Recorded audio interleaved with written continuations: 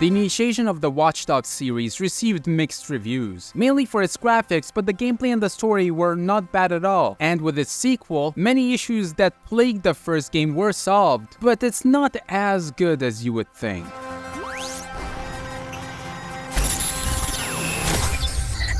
We are DedSec.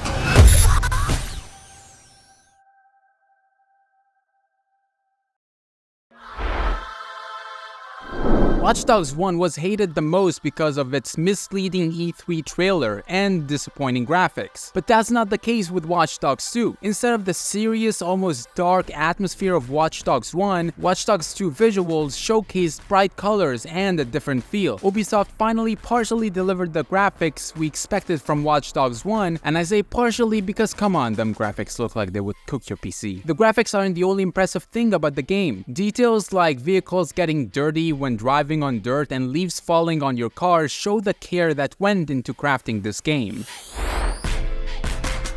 Watch Dogs 2 expanded a lot on Watch Dogs 1's mechanics. There are many new hacks. Now you can control cars without driving them, you can order hits on people, and you can have new gadgets to expand your inventory that much. I found myself using the gadgets, but I didn't interact much with the new hacks. And to be fully honest, the game would have felt the same without most of them. I felt like the combat has been downgraded as weapons don't feel as easy to handle anymore. And don't even get me started on the stealth. It's one of the worst I've experienced. It's super difficult to get by a mission without getting caught, and factors like level design just make the experience very depressing. The first game had much better combat and stealth. Moving on from the cons, let's talk about the pros. I felt like driving has improved a bit, and cars truly feel modern. There's this hacker vision that you can use now. It's like the instinct mechanic from the Hitman games, for example. You can spot enemies through walls and other objects of interest. Parkour was also added. It's cool and all, but sometimes it can be very clunky. I think it's also time to mention that the game is pretty buggy. It's not overly buggy, but the bugs can be pretty annoying. Something else that is pretty annoying is the missions. I found their structure to be very repetitive most of the time.